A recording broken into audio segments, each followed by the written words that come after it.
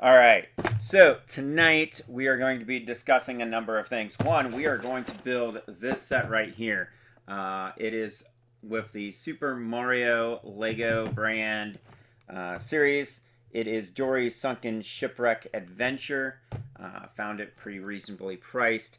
Um, didn't realize it till after picking it up. It is an add-on, so Mario is not included in this set, and it is a gameplay set. So, looking forward to opening up the box and getting it built. The other things we're going to be discussing is got registered for seminary classes. We've got church history and plain language as our textbook, published, edited by Bruce Shaley and Marshall Shaley. So we'll look into that. If you are following us over on YouTube, just started porting over daily shorts going through the chronological one-year Bible by Tyndale Publishing right there. If you're wondering, I've got a simple paper bag book cover for it. One, I can write on it, but more importantly, I want to keep my copy to last the whole year. And I know as I keep using it, the cover is going to get pretty scuffed up and worn out. So I am definitely looking forward to doing a full review on this printing of the New Living Translation at the end of the year, beginning of 2026. If you're looking for current videos, reels, we are on Facebook, 90 and Out at Facebook, with our daily reels. I'm also going to shut a door, so I'll be right back.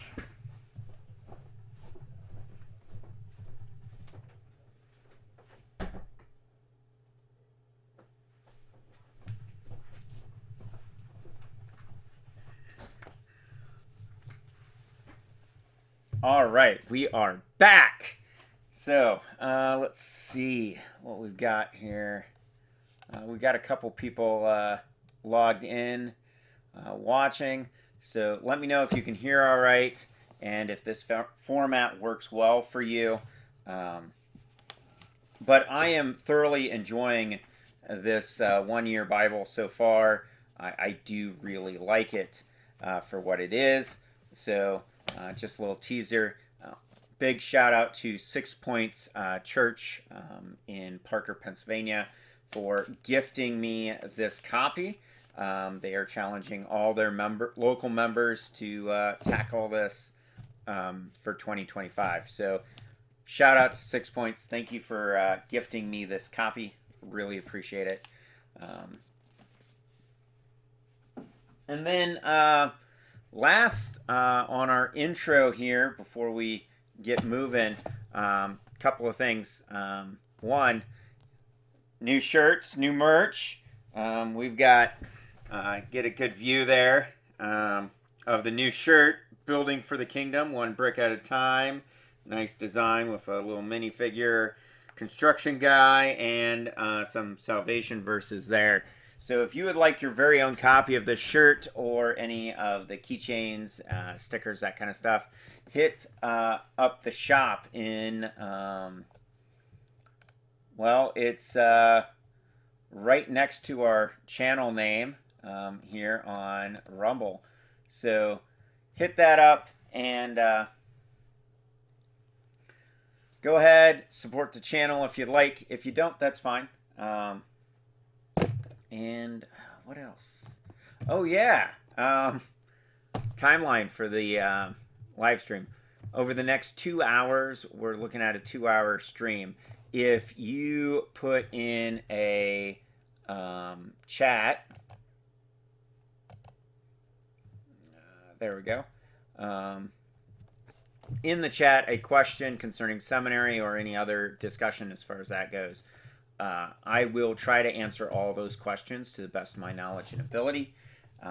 If I am unable to answer your question, I apologize ahead of time, but I will try to answer those in the next stream. The other part of that is if you do the Rumble part, which is the $sign. If I'm unable to answer that question, I will start the next stream answering your question. All right. I will research it between now and the next stream and start the stream with that question and a answer, hopefully a suitable answer for you.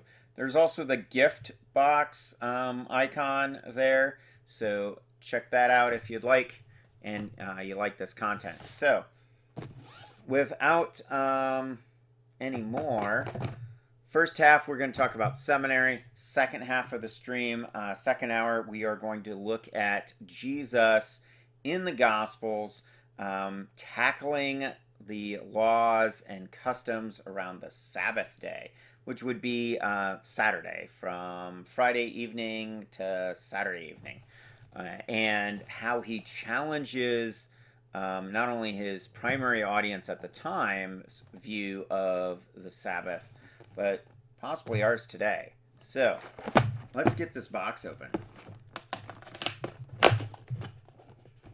So I do like on these boxes, these thumb tabs. They make it pretty easy to open up the box. And let's see what we got inside. All right. Let's put that right there. Nice spot. 1, 2, 3, 4 bags it looks like. And this cool little ship piece. And our book. Oh, just one book. If you checked out our test run, we built this castle right here. It's King Magnifico's castle, so you can check that out on the channel, replay. It had 5 instruction books, 1 for each bag, which was kind of neat. I think it was 5. It might have been 4 instruction books. A little bigger set than this one, so let's see how it works. We're going to start with bag 1. It looks like probably... yeah, we're going to start with bag 1. So we're going to put the other bags off to the side. We've got 5 bags here. We'll put them down there out of our way. And set that over there. Sorry if I keep scratching my nose. Alright, so I don't know how you play with Lego, but I like to just open up the bag and lay it out. I don't really sort them ahead of time. So... let's move that out of the way there.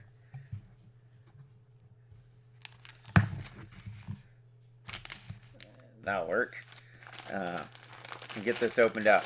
So speaking of 6 Points Church, while we have these plastic right here, a lot of times this would throw in the trash, fill up landfills, all that kind of stuff. Teen God Believers, the youth group that meets at 6 Points Church, has partnered with Nextrex to collect this kind of plastic. So we're going to hang on to this and donate it to them.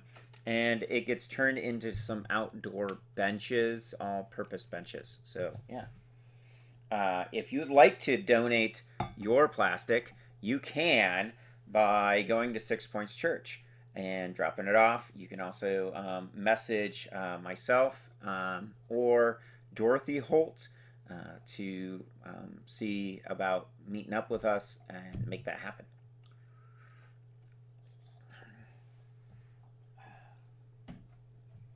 All right, so looks like we're gonna start building here. I'm not sure exactly what this is gonna be. Looks like it's gonna be like a whale or something, but let's find out.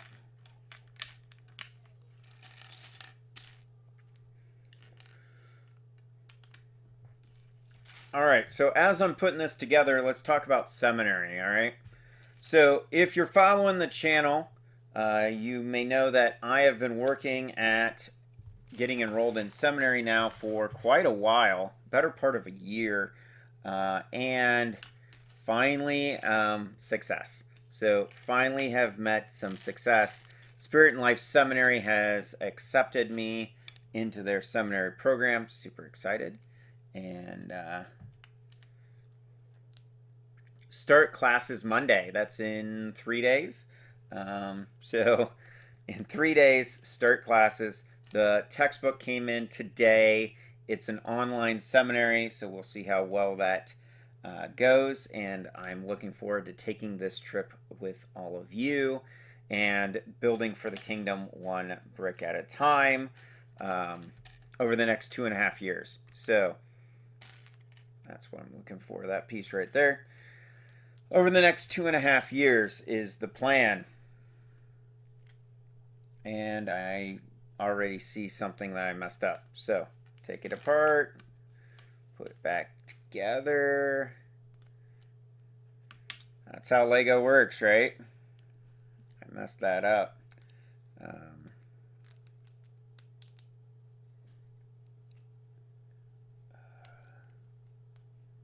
There we go. Had those backwards. That will do it every time. All right, so back to Spirit and Life Seminary. It's a 2.5-year graduate program. Super excited about it, as I'm sure you can imagine. I have served in a pastor position of some kind, whether that's an associate pastor, youth pastor, children's pastor, or the like, for the better part of the last 20 years. But I've never went to seminary. And I'm excited about it. I've done online classes before, like Con Ed type classes. I've done in-person classes, but no official seminary. Spirit and Life Seminary is owned and managed by Church of God of Prophecy, based in Cleveland, Tennessee. And they've graciously accepted me. Also, shout out to Bishop Mark Menke of the Pennsylvania region for his endorsement. Without it, I would not be able to take this endeavor. Also, to my wife, Dorothy, for her support in this matter. And yeah, I'm going to be honest, I'm not sure quite what to expect. It's a brand new endeavor for me. Like I said, I have no experience going to seminary. So I hope you all join me and as in this endeavor as well. So with that being said, that's kind of okay. First class is going to be covering the history of the Christian church. Yeah, it's a 3-credit class. By the way, cost for seminary is, since I'm a member of the Church of God Prophecy, I get a scholarship, and it brings down the cost to $75 per credit hour, which is not bad at all. Normally, if for non-members, it's quite a bit higher than that. So, it's quite a bit higher than that for non-members. And every class, well, I don't know if every class is, but every class I'm in have looked at so far, that it comes to $225 for me per class, 3-credit class.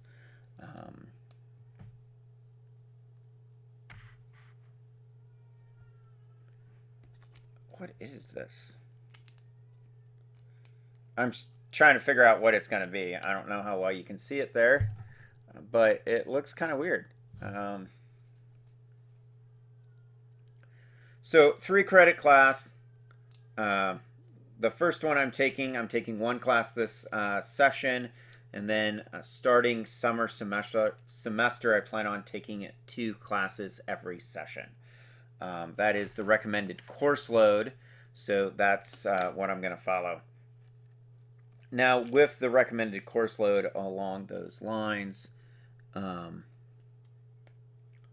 Oh, okay. The first class that I'm taking is going to be History of the Christian Church. Now, as soon as I get this particular mini build done, I'm going to just read the description off of the website and go from there, okay? So we need to flip this over, get 3 of these put on here for the belly. All right, there we go. And now it looks like we've got a different part of the, okay.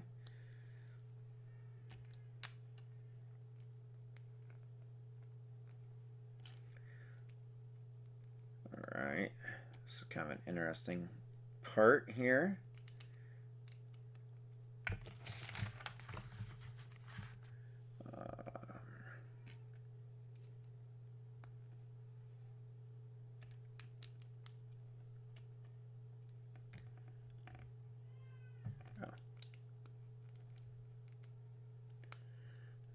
Alright. I do notice that we have some pretty neat prints right there. Check that out. Little eyeballs. I'm sure that's going to come in into play before long.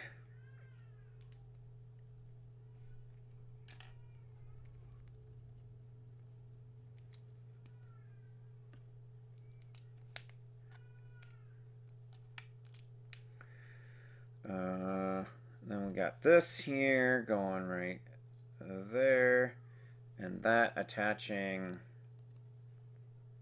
no, this way.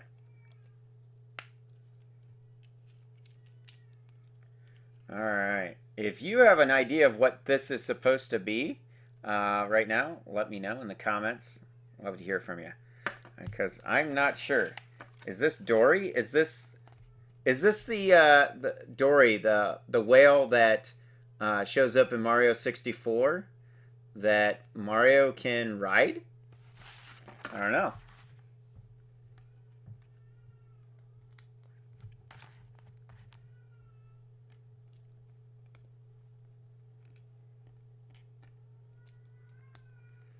Let's find out. Oh, I think it is. I think it is. I do. I think it might be Dorrie that you that plays a role in Mario 64's Sunken Ship level. Let's find out here.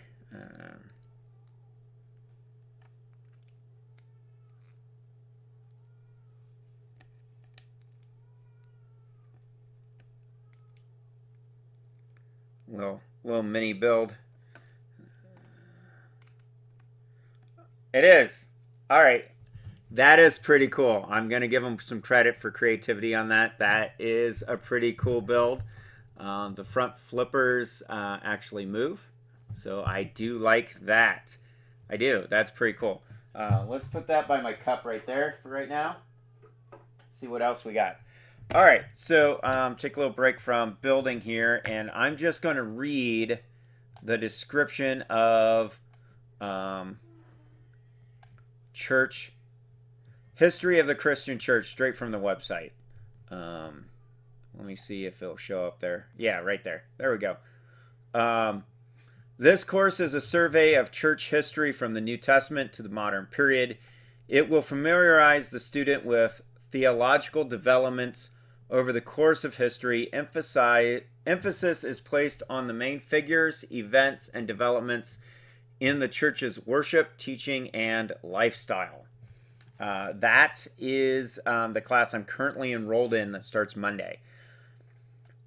Based on that, I'm going to go out on a limb and say we're not going to spend a lot of time on like medieval scholasticism or things of that nature. We're probably going to be looking at the great the Council of Nicaea. I'm pretty sure we'll look at the Council of Nicaea, possibly talk about Constantine a little bit, but then we're probably going to jump right into the Reformation. Let me go ahead and close that here. So you can, there we go. Probably jump right over medieval scholasticism into the Protestant Reformation, and then the First and Second Great Awakenings. Church God Prophecy, by the way, was organized in 1906 during the Second Great Awakening here in the United States. So that's why I say that. So that's pretty neat. Let me see here. I have a student login. So how this is going to get graded is attendance and participation is online. It's 35% of the grade. There is a final paper for 30% of the grade, and weekly tests are going to be 35% of the grade. Just skimming over some of the assignments here. Every week there is an assignment. to be done and some discussions. So week 1 is early Christian witness.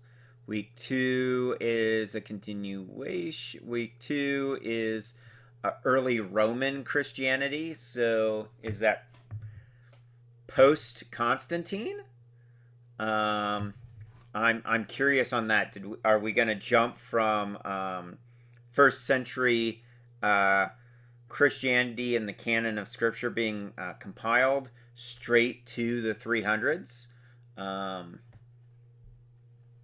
Or are we going to talk more along the lines of like the letter to the Romans and the I don't know. We'll see. What's week 3?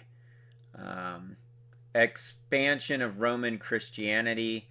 Okay. So for the first 3 weeks, that's what's going to cover between now and the next live stream. So that's going to be pretty interesting to talk about when we come back.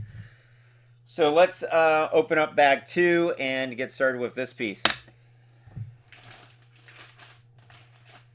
Bag 3, bag 2.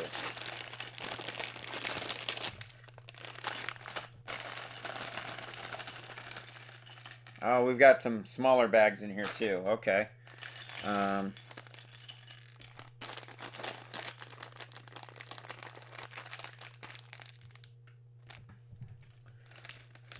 Oh, this has a ton of tiny pieces. Oh boy. Where'd it go? There it is. By the way, if you saw the Magnifico's King Magnifico's castle, these little round pieces were rolling all over the place during that live stream. So hopefully we don't have a repeat of that. If we do, I might have to end up putting like a border around the table or something. All right. So, let's see. All right. Good. We're good on that. So we're going to be looking at, if I have to take a guess, it's going to be a 30,000 foot overview of church history, and there's a lot of church history. This is a collegiate level course, so I hope we, obviously we're going to hit all the high points, but in the first 3 weeks, it sounds like we're going to be jumping from first century Christianity and the founding of Christianity straight into Constantine and the councils of Nicaea, Council of Chalcedon, and that explosion that happens afterwards, culminating in the early 500s with, in the 400s and the early 500s with the fall of Rome, but the absolute explosion of Christianity throughout the known world at the time. All right, let's minimize that and go back to here. No, not that one. All right. There we go. So, much better. All right. So let's get started on this build here. I'm going to be honest with you guys. This is the first time I have built any of these Super Mario adventure sets. From some previews that I noticed after getting it, I looked into some previews, and apparently you build the core set will have a large brick built figure of one of the Mario characters. So Luigi, Princess Peach, Toad, or Mario himself. And then there's a whole couple of different episodes, if you will, or groups of sets that build out that play arena or level. So this one is one of the expansion sets, and I kind of wish I would have known that before buying it, because that would have made a little more context. By the way, if you did watch the King Magnifico's Castle, I've never seen the movie Wish. I've seen a couple of previews for it, but it doesn't look like it would interest me. It's not my demographic. It's a little kid's Disney princess movie. So there are things in that build that I have no contextual reference for. Fun build, by the way. Absolutely fun build. But there are definitely things in the build that I have no idea why they're there. And I have a feeling that this is going to be along those same lines because I don't have a core set that this is supposed to attach to. So take that for what it's worth. But so far, I like Dorrie. Dorrie's cool. I'm definitely going to keep Dorrie around. And I'm not sure what this is going to be. Is this going to be one of those squid guys? This might be a squid guy. Let's find out.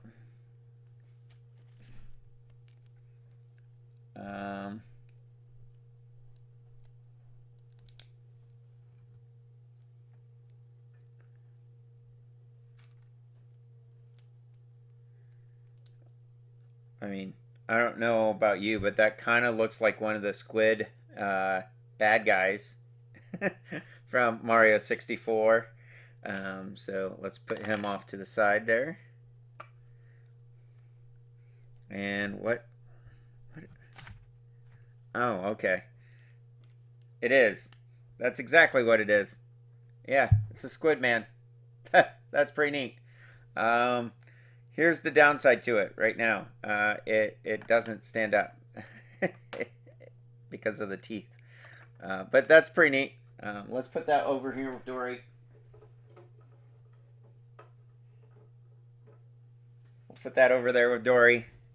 And let's keep going. So with the textbook, I'll get to a good stopping point. We'll build a little bit more, and then I'll talk about the textbook that I got today. I have not actually, other than taking it out of the box, shipping box, I have not looked at it. So we will look at that textbook and see what's going on with that. So we're a half hour into this build already. Wow. Okay. Time is flying.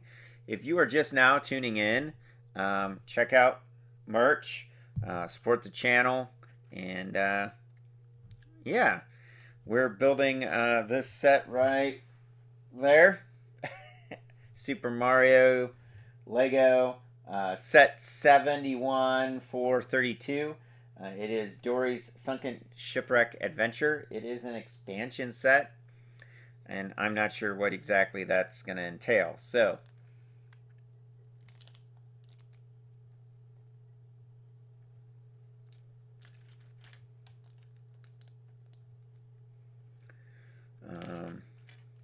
okay, is this some kind of hub?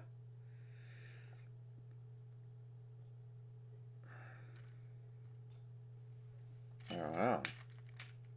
It's weird. That's the thing about these Lego sets sight unseen is sometimes you have no idea what they're supposed to be until you get pretty far into it.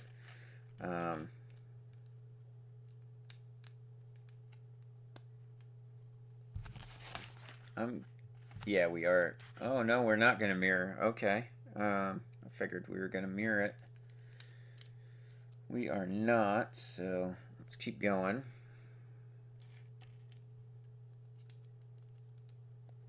There's a ton of tiny pieces on this section of build.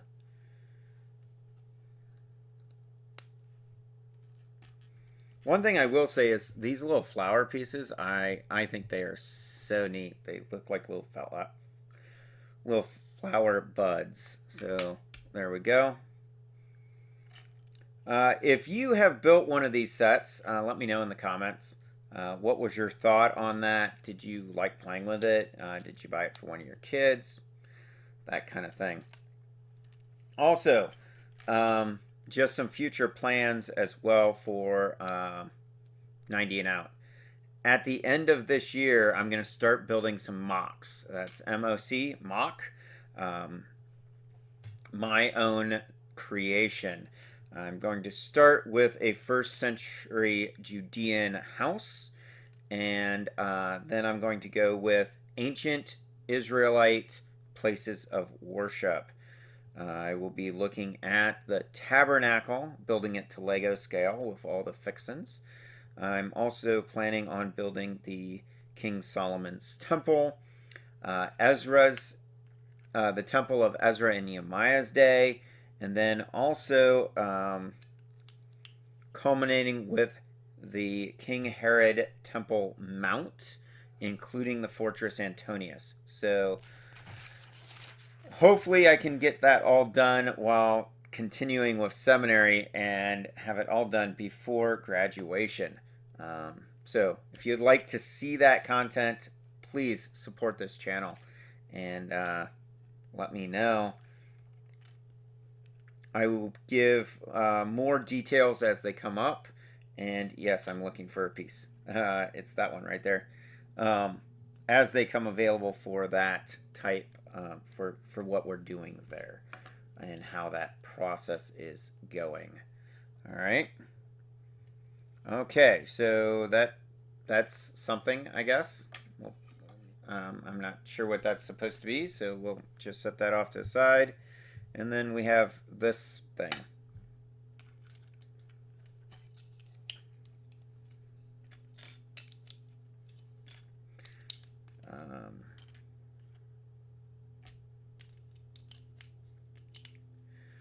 All right. No comments yet. Okay. Well, it is, our first official kickoff, so.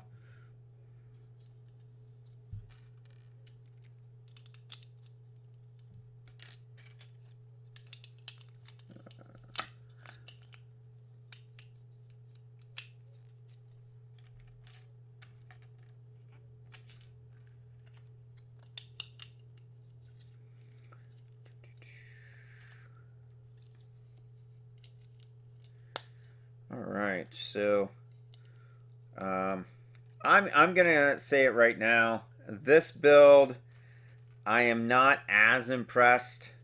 Maybe it's because I don't understand the concept, but I am not as excited about it, if you will, as King Magnifico's castle. That was actually a very fun build. There's some issues with it as far as it's more of a palace than a castle from a structural standpoint. But overall, I definitely enjoyed building that. This one, I'm not really seeing the like appeal, I guess.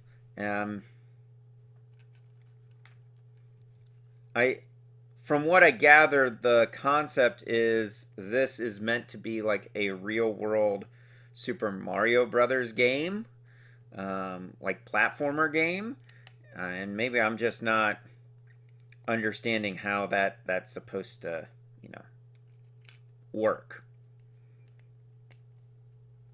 Maybe that's the case because I'm just not seeing it.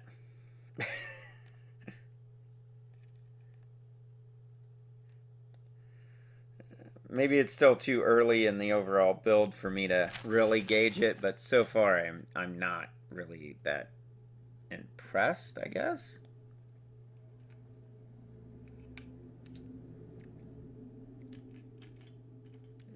Is that a good way of putting it?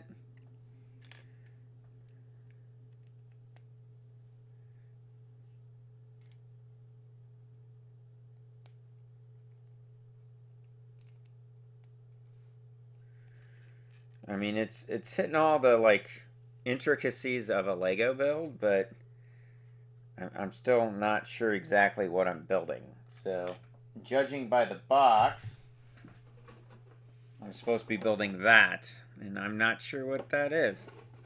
I will say the squid and Dorrie is... I like both of those, but maybe it's just me. Is this supposed to be the mast? I don't know. All right, let's keep going, I guess.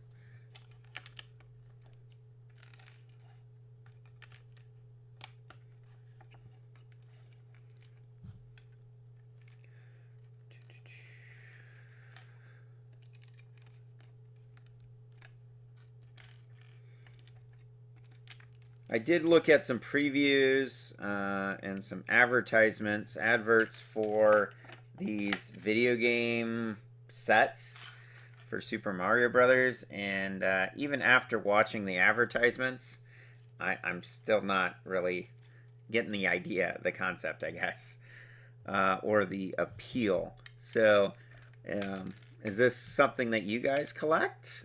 If so, maybe I'm missing something, and you can help me out with that.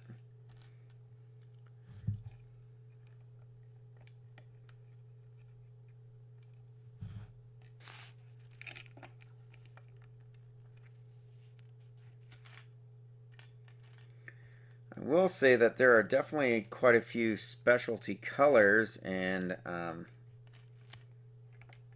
some rare pieces in the mix here. So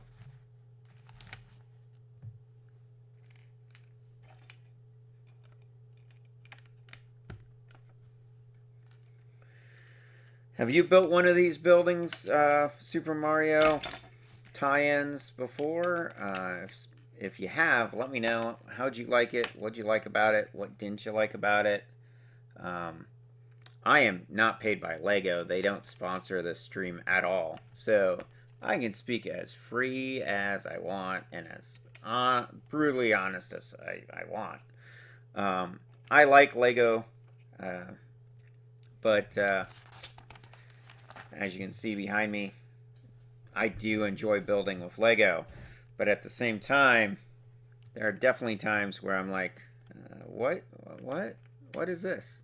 And I think this is kind of one of them. I will say I do like some of these pieces. Like this piece is a purple leaf piece. Check that out. Pretty cool. And I just heard it. Look at that. Did I not call it earlier? Those little round pieces.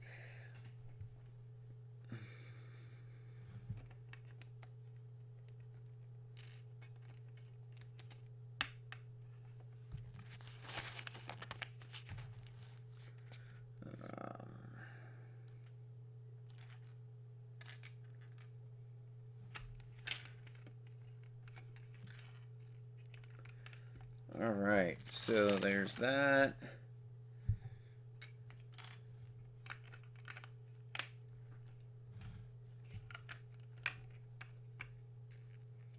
If this is supposed to like recreate the sunken ship level in Mario 64, I'm still not seeing it. I remember playing that level a lot. I really enjoyed the electric eel that comes out of the ship.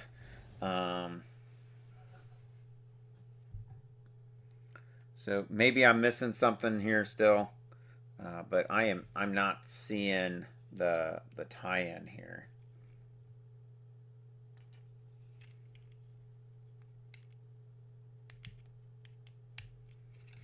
Yeah, I'm still not seeing the tie-in.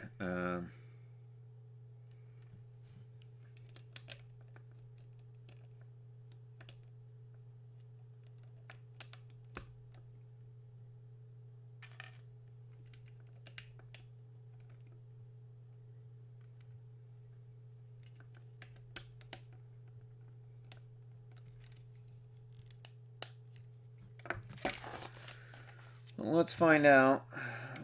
Okay.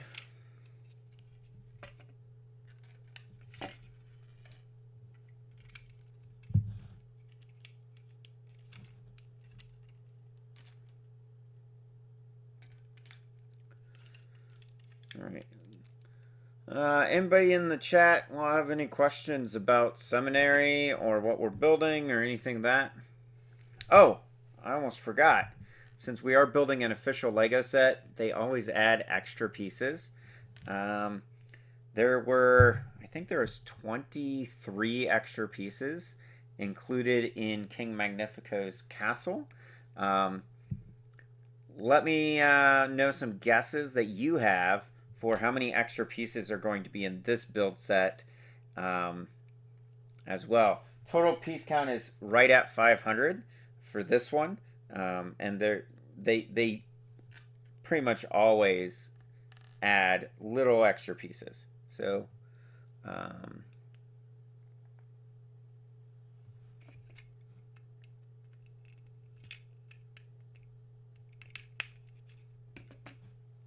But maybe it's just me again. I'm not seeing the appeal of this particular set. So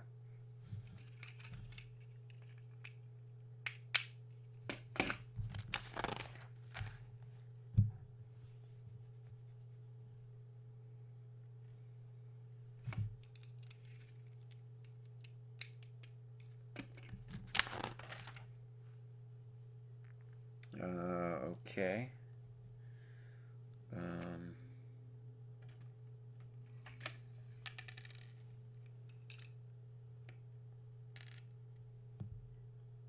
Huh.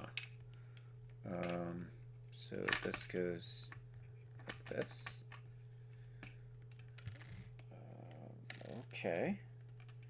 I did not see that coming. So apparently that slides in here. Okay. And then this one goes in this one.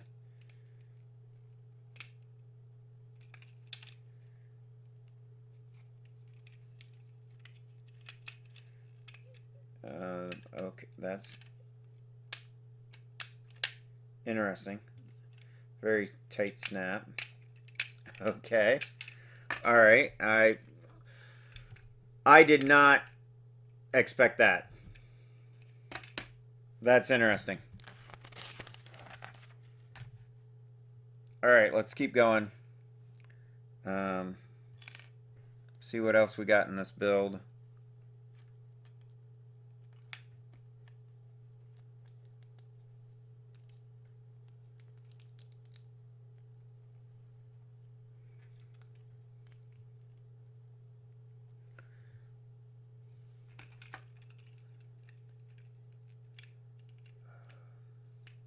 Okay.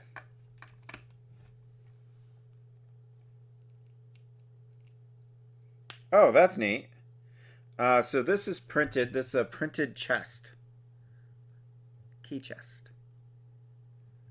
Yeah.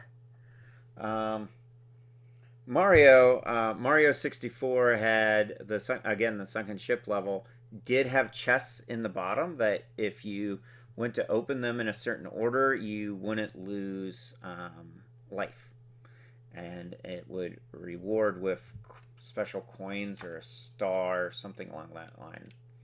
Okay, so that's neat.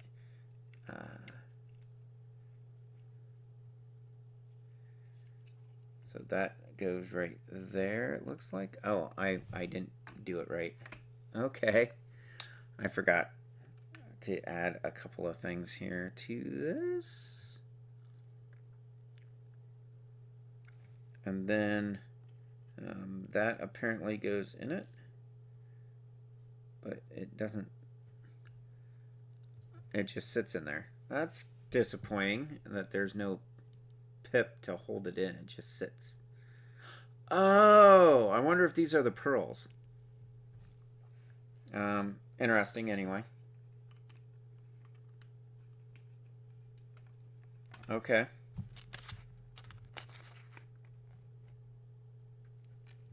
Did I forget to put something on? Yeah, I did. Okay. There and right there.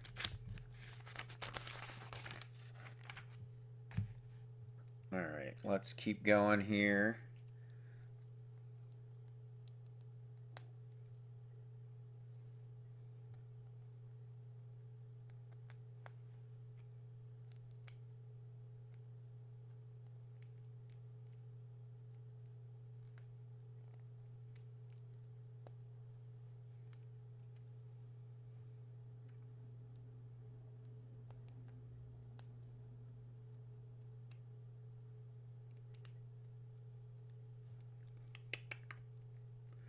But I'm going to build 2 of these, opposing each other.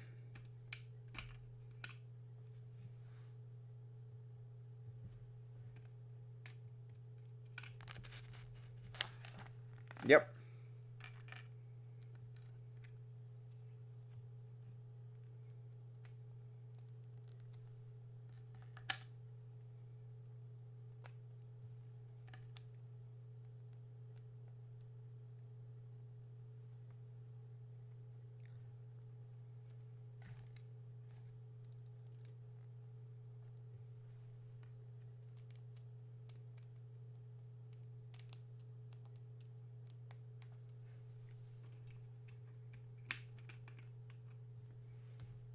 That's fascinating.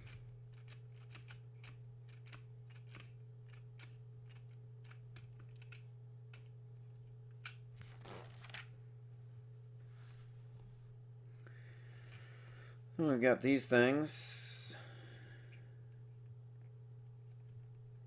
Little cool seaweed things.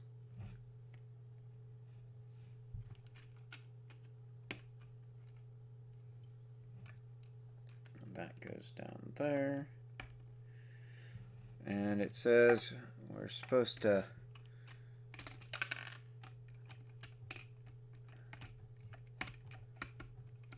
oh, okay.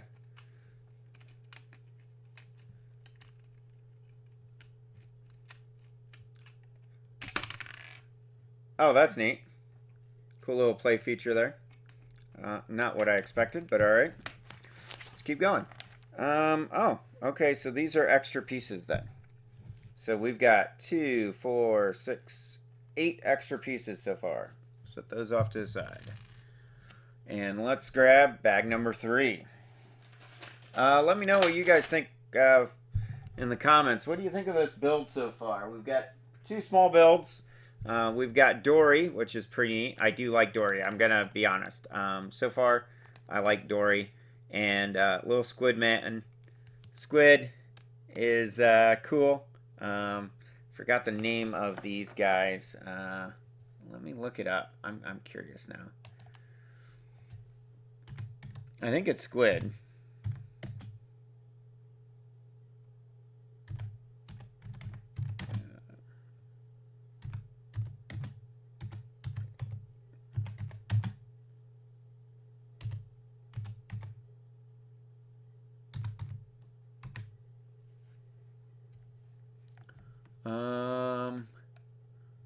Bloopers. That's what they're called. They're called bloopers. They are squids, but they're called bloopers. That's pretty neat. So I will say that I do like the blooper little build, mini build, and Dorrie's mini build. I think Dorrie's is pretty cool, especially how they got the goggle effect. The goggles. She's wearing goggles. Let's actually put them right there. This is a ship, a sunken ship, obviously. It must be the sunken ship part of this particular build. And the forward mast is kind of neat. This chest feature is interesting. Overall, I'm still not quite understanding the play aspect of this build. So let's set that off to the side too. We'll put that over there, right there. And let's get started on bag number 3.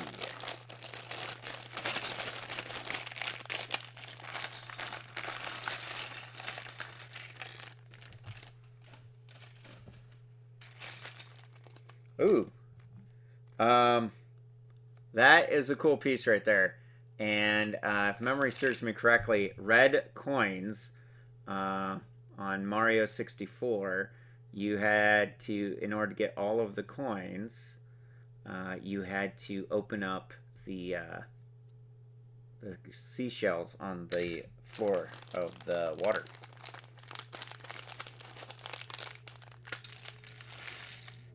So are we building something like that? Let's find out.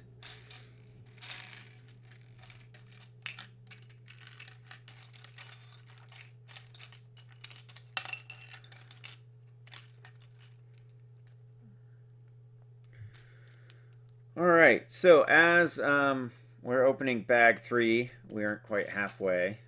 We are almost halfway done with the live stream, it looks like. Yeah, we're getting close, getting close.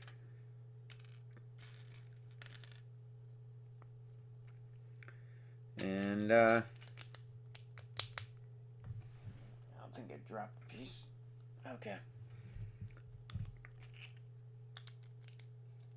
All right. Well, this already has a gear piece. So let's see what happens with that.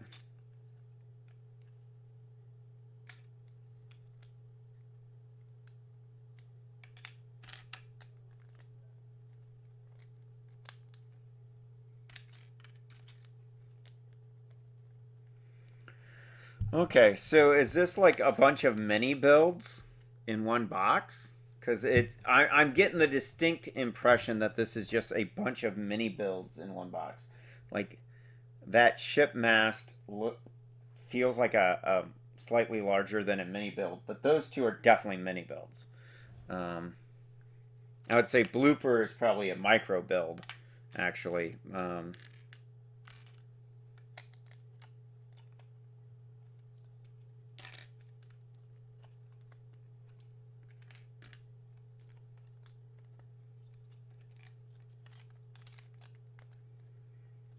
Yeah, I'm definitely getting the impression that this is just a series of mini builds.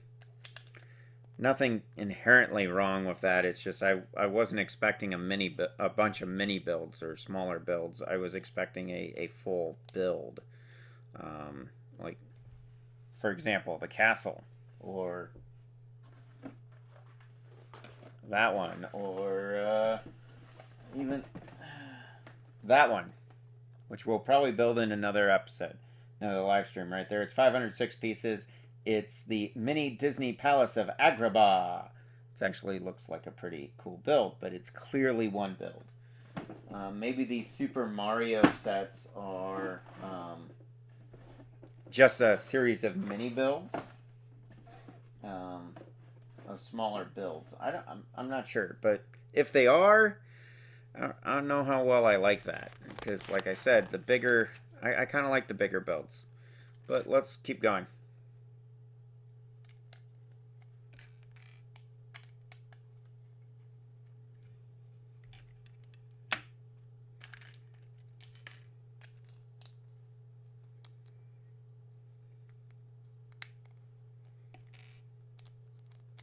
If you have any questions on how I'm building with Lego, let me know. Okay, like what my thought process is, that kind of thing, and I'll answer those questions too. I've been building with Legos for a long time, so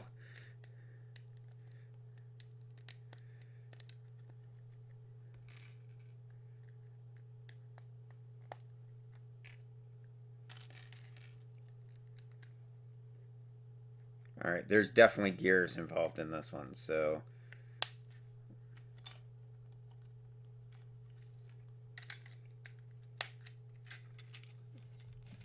Definitely gears involved. And then there's this giant gear right there as well. So let's see how this is going to play out.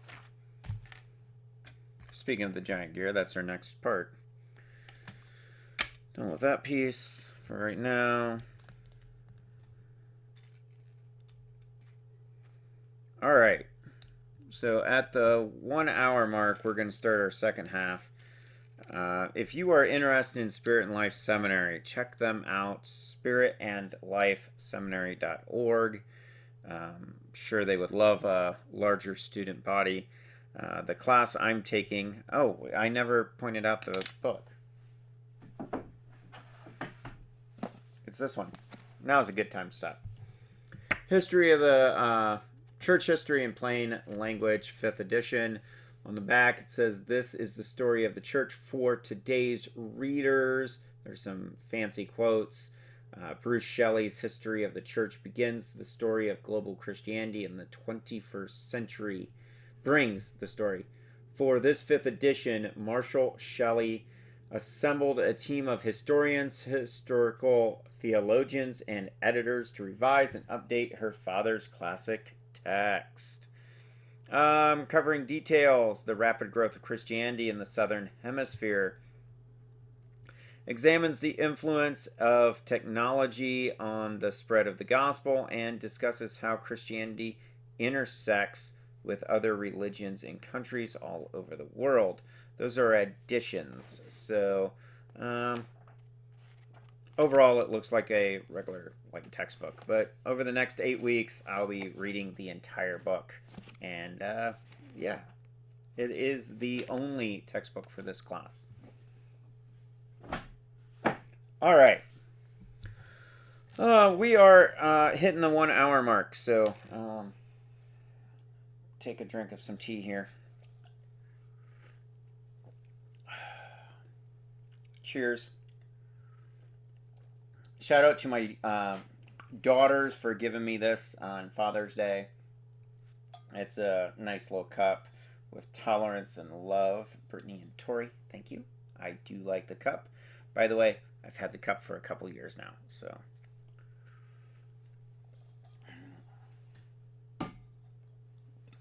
All right, let's finish bag 3 here, and then before we dive into bag 4, we'll talk about Jesus and Passover, or not Passover, the Sabbath day. So, while we're looking at that, let's keep going here. This is interesting. So these are some pretty detailed pieces. They're flower pieces, but in this build, they are basically just used as spacers. And if you can see that, see, a simple 1x1 round would have sufficed, but instead they opted for this flower head piece as a spacer in there. Odd, but okay.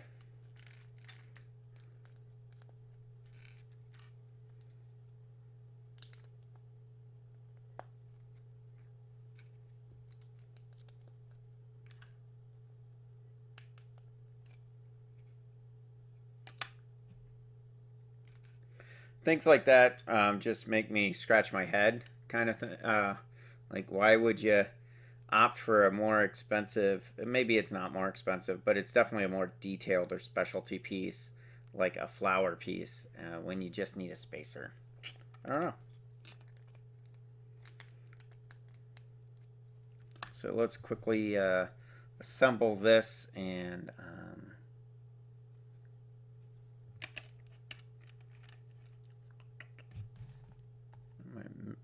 Am I missing something?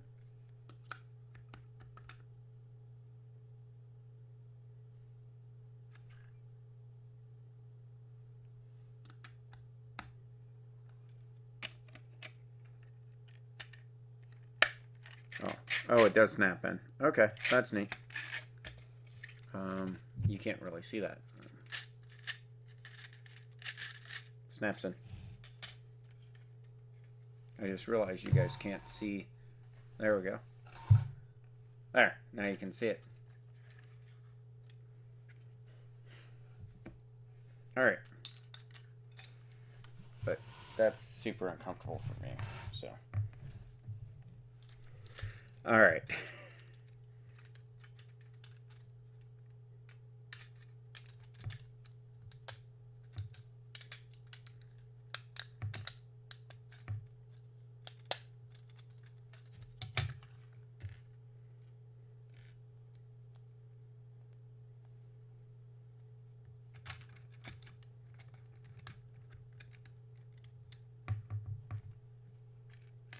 I understand the little flower pieces like this because it's supposed to simulate it's underwater, so I get that. But if you're hiding the pieces, then why not just use a generic piece, I guess?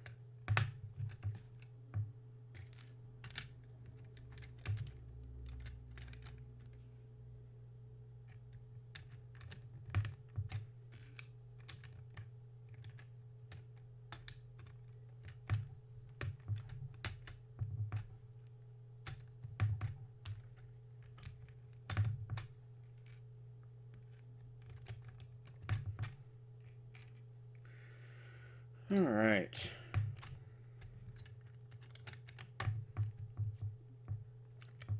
There we go.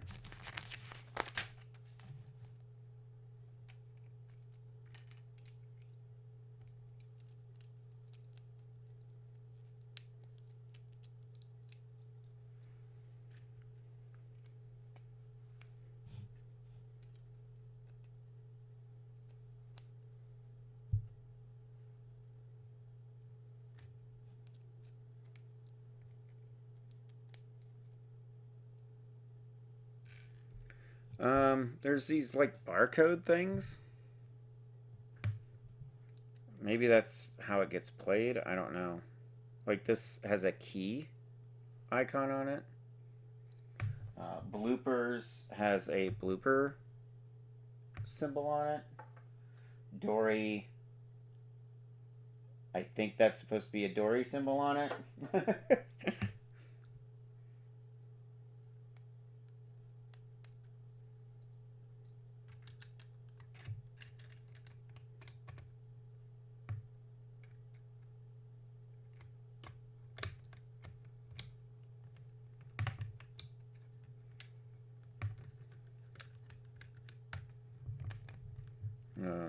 Sure.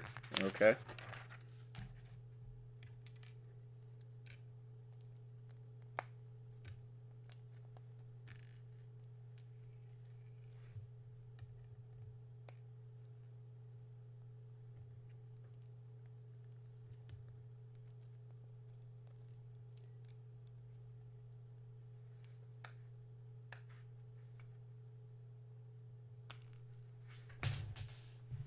Oh.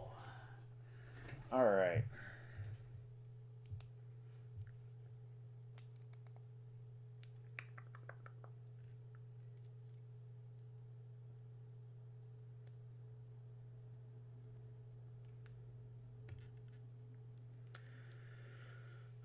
So that's that part of the build. That does kind of stay in there. Obviously, it'll fall out though if it's not, perfect.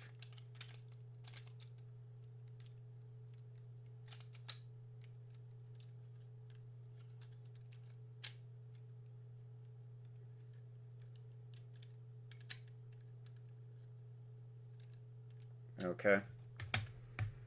All right, what's this then?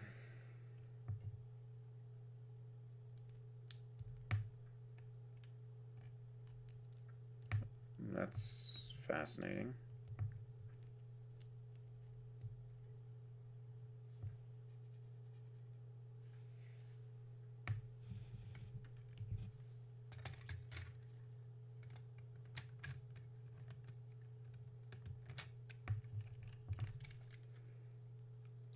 That's supposed to hold it in? I don't know. Okay. Ah, we get to clam. Yay.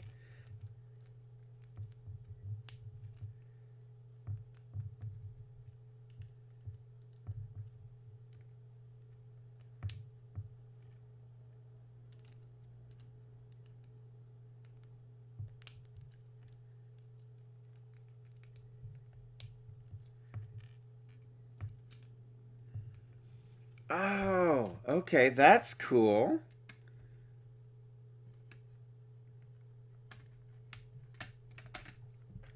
Um,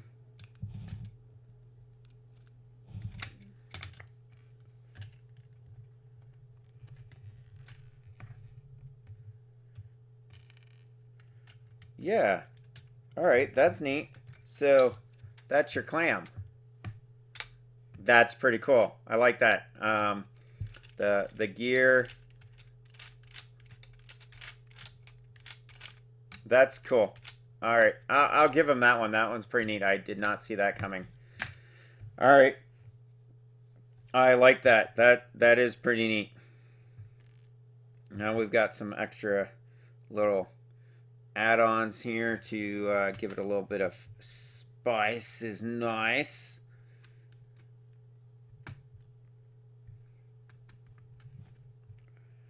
All right.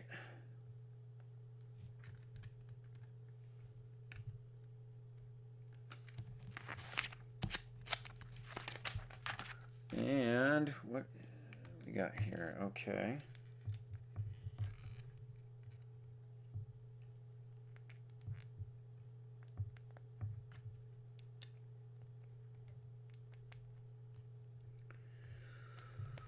All right. If you guys are still here with me, what do you guys think of this type of build? Is it what you were expecting? Like, there are definitely features of this build I like. Like, I do like how the clam opens. Also, we have 2 extra pieces in this bag. So, 2 extra pieces in this bag. We'll put them over there. And it looks like we're on to bag 4. Alright, so that's kind of neat. Let's recap our build. We have Dorrie is cool. Alright, I'm not going to shy away. Dorrie is cool. I like Dorrie. How her front fins move. Her head also does. So Mario 64, her head will come down and you can get a star on top. And Blooper is pretty neat. I like Blooper too. The only thing I really don't like about Blooper is he won't sit flat. He kind of lays back. But that's okay. So far, favorite parts are those 2, the mini builds. And then this is kind of neat how the clam will open up to reveal the key, I guess. And then use that key for the treasure chest. Is that what we're going with? I'm still kind of curious. Do these pieces like go together? Like, do they attach, or are they just singular mini builds? I'm not sure.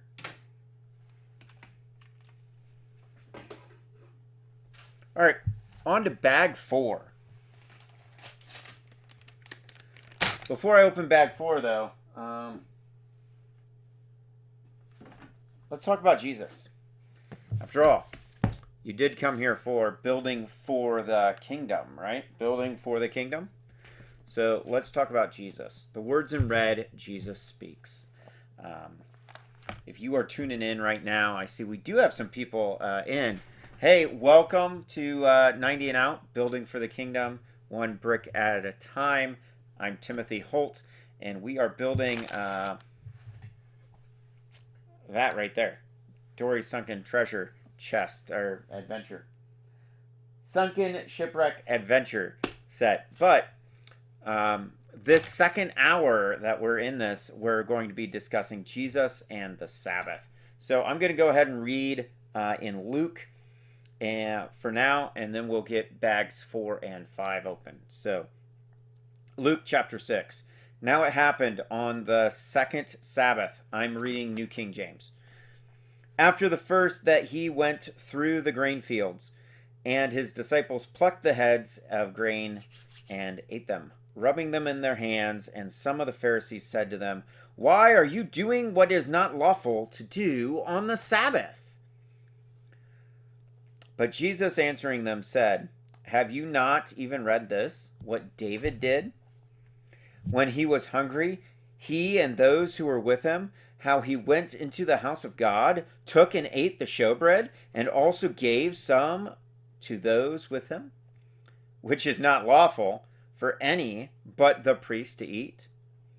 And he said to them, the Son of Man is also Lord of the Sabbath. Now it happened on another Sabbath also that he entered the synagogue and taught, and a man was there whose right hand was withered. So the scribes and the Pharisees watched him closely, whether he would heal on the Sabbath, that they might find an accusation against him. But he knew their thoughts, and said to the man who had the withered hand, "Arise and stand here." And he arose and stood. Then Jesus said to them, "I will ask you one thing. Is it lawful on the Sabbath to do good or to do evil? To save life or to destroy?" And when he had looked around at all of them, he said to the man, "Stretch out your hand." And he did so, and the hand was restored as whole as the other. But they were filled with rage and discussed with one another what they might do to Jesus. Matthew and Mark also record these Sabbath day adventures. They record them in a slightly different order, by the way, a little different place, but they do record them, and for a similar purpose. So, Sabbath day, you can go to any Jewish synagogue today. If you and find out rules governing the Sabbath. They're pretty particular on what you can and cannot do, like what you're allowed to do and what you're not. Jesus pretty much turned their expectations on their head. All right.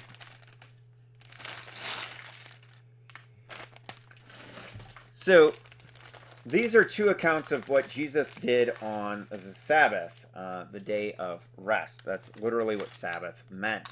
And if you go back to Deuteronomy and Exodus, you'll see in the list of 10 Commandments, honoring the Sabbath day and keeping it holy is in there pretty explicitly. They are commanded to do that. Now, with that being said, was Jesus doing work on the Sabbath? Were his disciples? I don't know. Let's find out. If you're walking through a field, modern day, if you walk through a field and you take some grain out of the field, or an orchard and you start picking some of the fruit and you start eating it, we would consider that stealing. Let's be honest. We would consider that stealing. You're stealing that person's crop. However, that's not how they saw it at the time.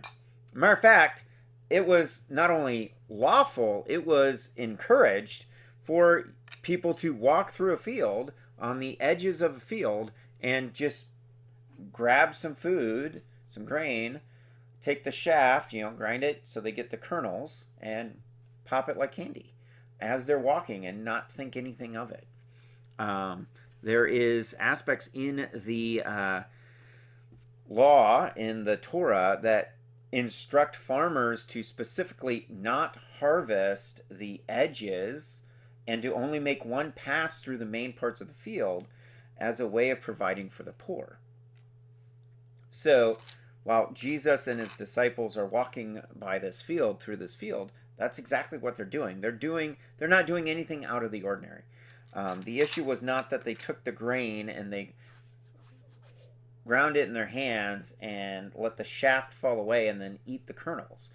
That wasn't the problem. The problem was it was the Sabbath day, and the Pharisees were very strict on what was allowed and what wasn't allowed on the Sabbath.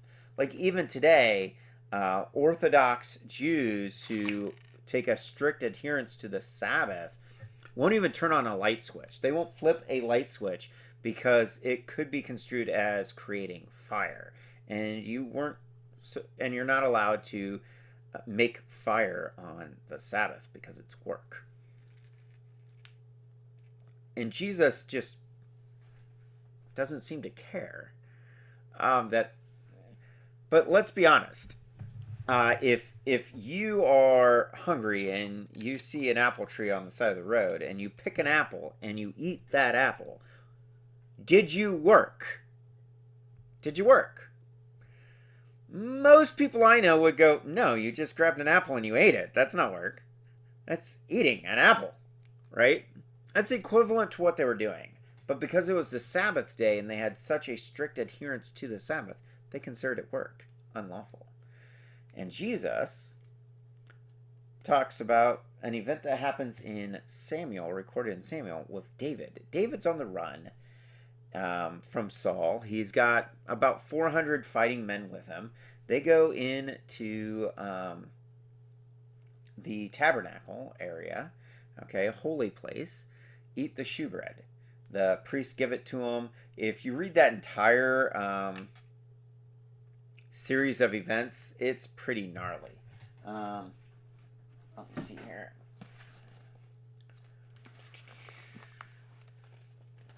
Where is it here? 1 Samuel 21. All right, I'm going to turn there real quick.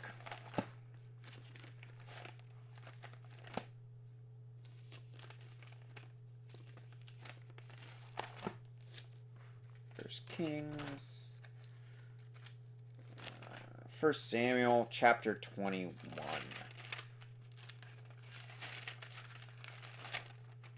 Okay, so yeah, you read this section, the chapter before, the chapter after. You've got Jonathan going to bat for David. Jonathan is Saul's son. Saul is the king. Saul's going crazy. And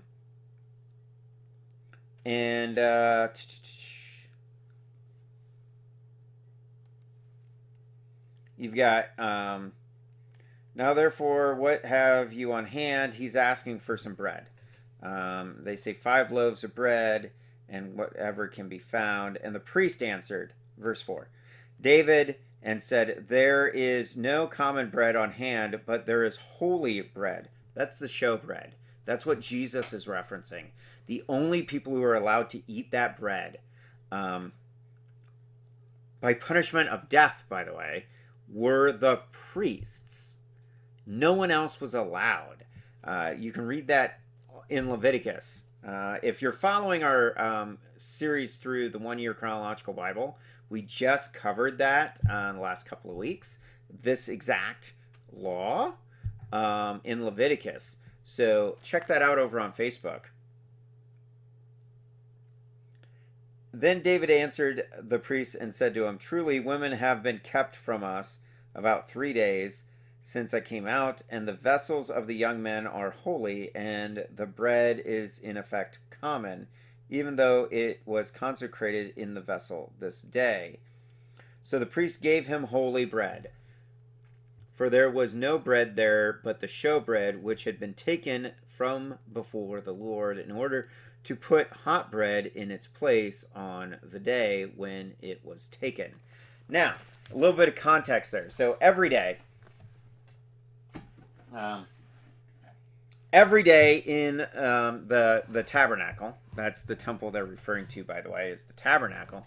In the tabernacle, there was a showbread altar that had to have fresh bread, hot bread, every day. It was a requirement that the priest bake that bread and consecrate it to God every day. So think of like fresh donuts, right? The day-old donuts are kind of stale, right? Most people don't like day-old donuts. But most bakeries or donut shops, they will sell the day-olds at a substantial discount. Why? Because they're day-olds.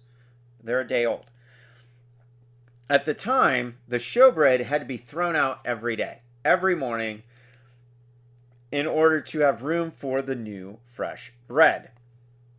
And David points out, and arguably rightfully so, that once it was thrown out, it's no longer the showbread. It's no longer consecrated. It's no longer holy. It is now common bread.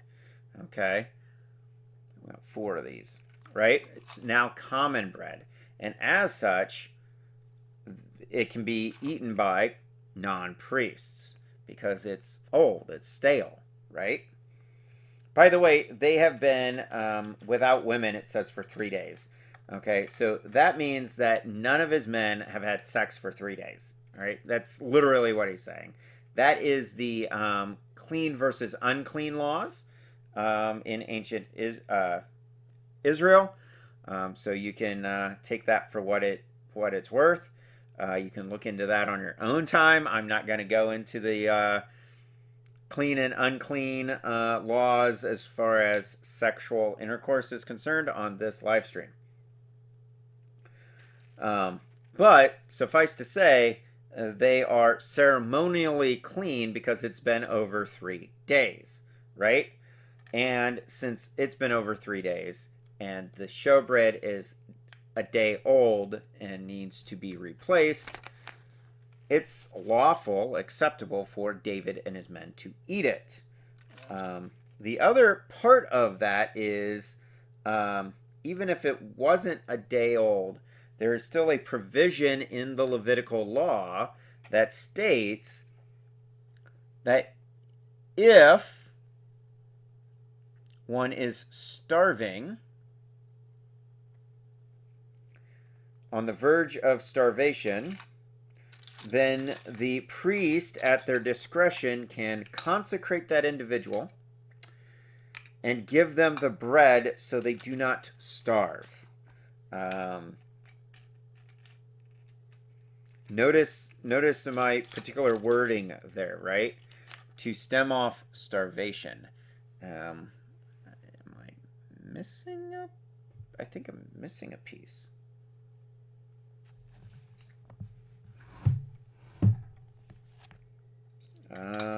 I am looking for a very specific little tiny red piece.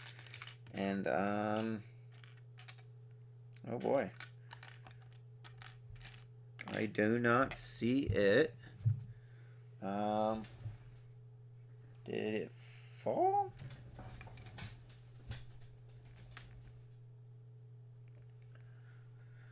Don't see it on the floor. Is it still in the package? I don't see it still in the package. Okay. Well, that might be a problem.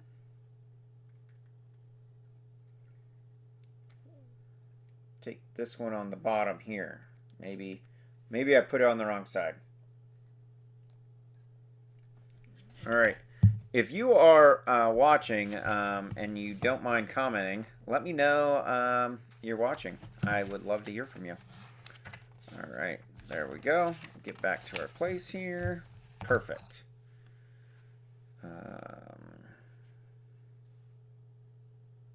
I did. I put it wrong.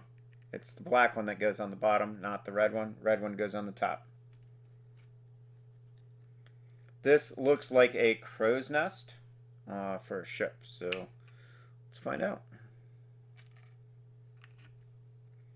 So back to the showbread.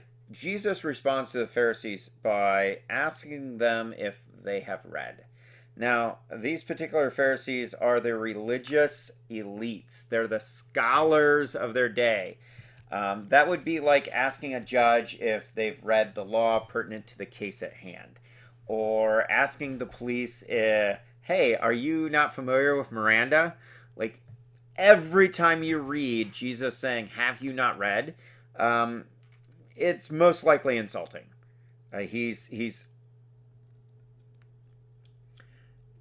definitely speaking to someone who should know, okay? Who should have read that. Not only should they have read it, but they may or may not have it memorized, all right? Oh, this actually is part of this build. Fascinating. Okay. Sure. So, Jesus asks them, have you not read? And they don't really answer. They get mad. I know in personal experience, I've had people who I thought should know certain things, and I said, hey, don't you know this? And they got pretty mad. Yeah, so I can understand that. For some reason, they thought I was treating them like they were dumb. And I get the impression here that Jesus is, well, pointing out that for every rule there is an exception. Also, I think he's pointing out the absolute religious absurdity of, hey, if you pick an apple and you eat it, you're working. Yeah, I don't think any of us would consider that work. There's another time that I didn't read, where Jesus on the Sabbath day tells a guy to pick up his mat and go home. Now, how many of you watching this would consider that work? Say you pick up a bed at say, I don't know, Mattress Liquidators or something, and you take it home. Would you consider that working? Like a day of work? Going to work? Probably not, right? I wouldn't. I would not consider that work, like at all. And it's pretty clear Jesus doesn't either. Like, his disciples are not doing anything uncommon. nor are they doing anything that would not have been otherwise not allowed. Okay? The only reason the Pharisees got upset that day is because it was the Sabbath day. Woo-wee. And someone might say, big whoopee deal, right?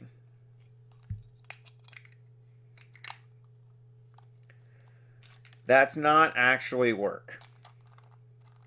And here with the guy with the withered hand, they did not care that this guy who had a withered hand couldn't use his hand, can now have full use of his hand. That didn't matter to them because they were so caught up with their tradition of not doing work that they could not see the benefit this man had. They could not understand or celebrate the miracle that just happened. Put yourself in this man's shoes, right? Okay, put yourself in this man's shoes. We don't know how long his hand has been non-usable, but as someone who damaged my ankle, one of my ankles, and took a long time to heal, yeah, if somebody would have came along and went, come here, and then all of a sudden my foot is fully usable again, yeah, you best bet I'm not going to walk away. I'm going to be running and jumping, right?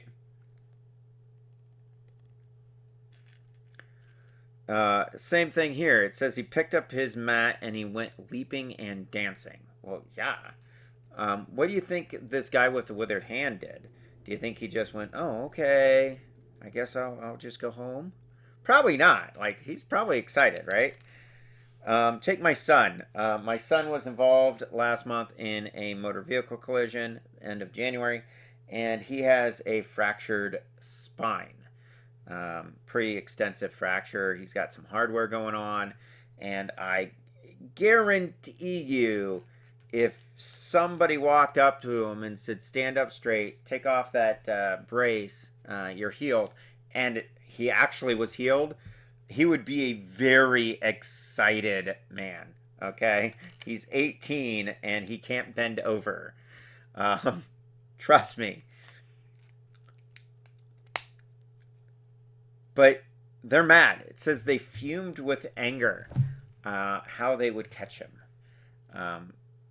Wow. I mean, how much of a...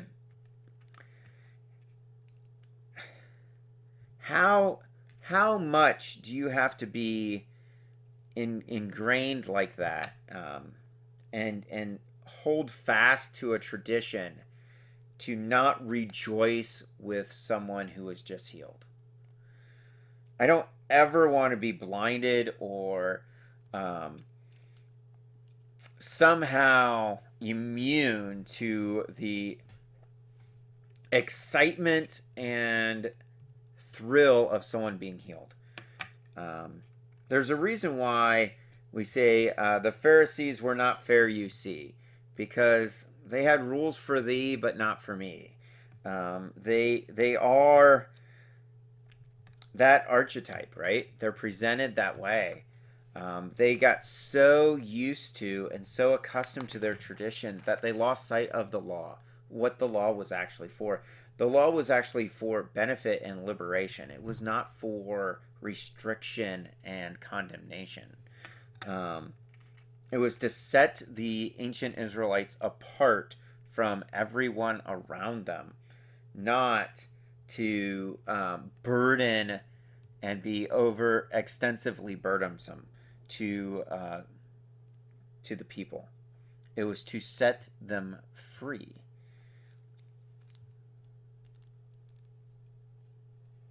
So Jesus calls them out on it, and what do they have to say for it? Kill him. That's what they have to say for it. Elsewhere, Jesus says, hey, this happened so you would know. Hold on, I missed a step.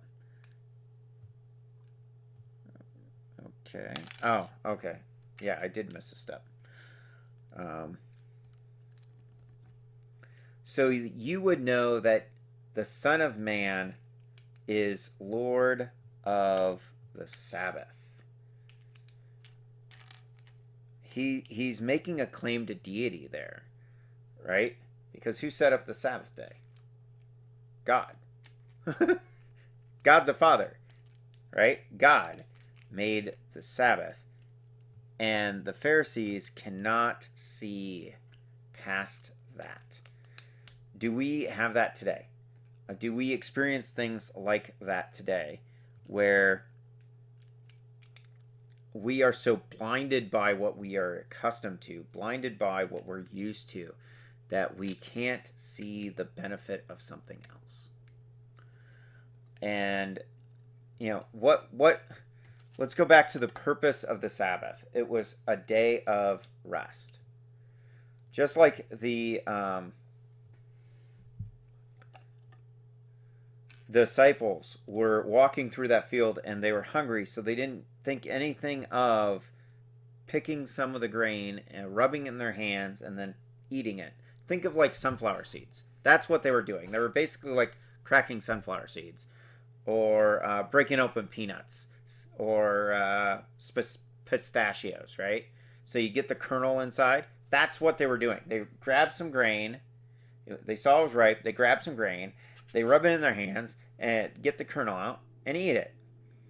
Like a little snack. I don't know anyone in their right mind would look at that and go, "Oh, you were totally working." Right? No, you're just eating a snack. Right? I mean, today we would look at it like, "Oh, they're stealing," but at the time they weren't. That was actually left in the field for that purpose. And Jesus just calls out the Pharisees for their absolute hypocritical nature. There's elsewhere where he's doing stuff on the Sabbath, and he says, is it, even here, Luke echoes that. Is it lawful to do good or evil? Is it lawful to do good or evil? To give life or to destroy? How much simpler can you be, right? How much more overt can you be in your response, right? In both of these cases, the little snack is giving them nutrients, right? For the disciples. And then you have, with the second example, you have a man who can't use his right hand. By the way, 90% of the population is right-handed. And this man can't use his right hand at all. It says it's withered, not usable, and Jesus heals him. Is it lawful to do good or evil on the Sabbath? Answer me that. Because that's pretty much what Jesus is saying. The first time he goes, "Have you not read about David and his men eating what was not otherwise lawful?" But it was lawful for them because of the circumstances around them eating that particular bread, right? And then here, with this guy, the second guy, is it lawful to do good or evil? Ask yourself that. Is this something that we should be doing? Is this good? Is it beneficial? Is it of a good report? Paul writes, whatever is of good report, whatever is sound mind, whatever is honest, whatever is true, lovely, think on these things, right? I'm totally butchering that phrasing, but I think you get the idea, right?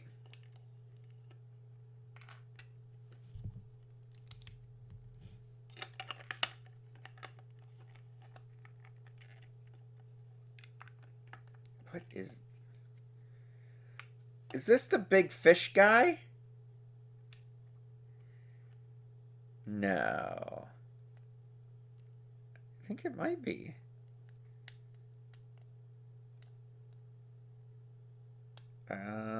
It might be. Is this the big fish guy? I think it is. I don't remember him being purple, though. Wasn't he red? Wasn't the big fish guy red?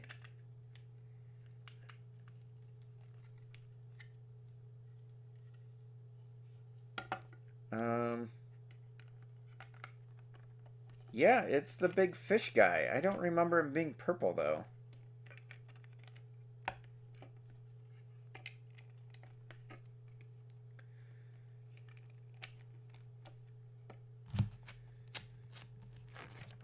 Yeah, I don't remember him being purple.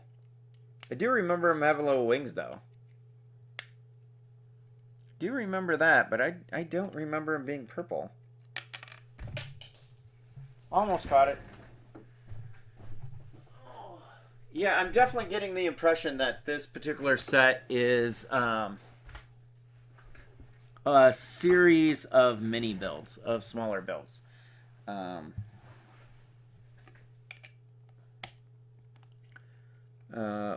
Okay. Interesting. We have several pieces extra, including this like underwater plant thing. Because it says now we're moving on to build 5. We have about 20 minutes left in this build set. So let's set this off to the side and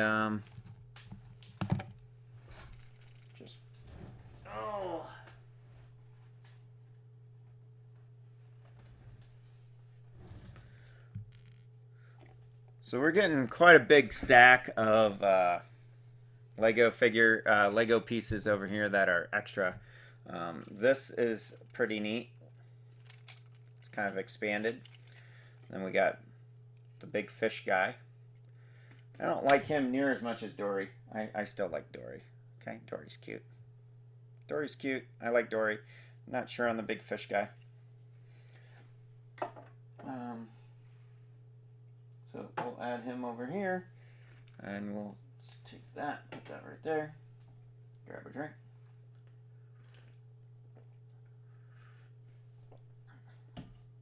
All right, so we're getting into the final stretch of this build, and as I open bag 5,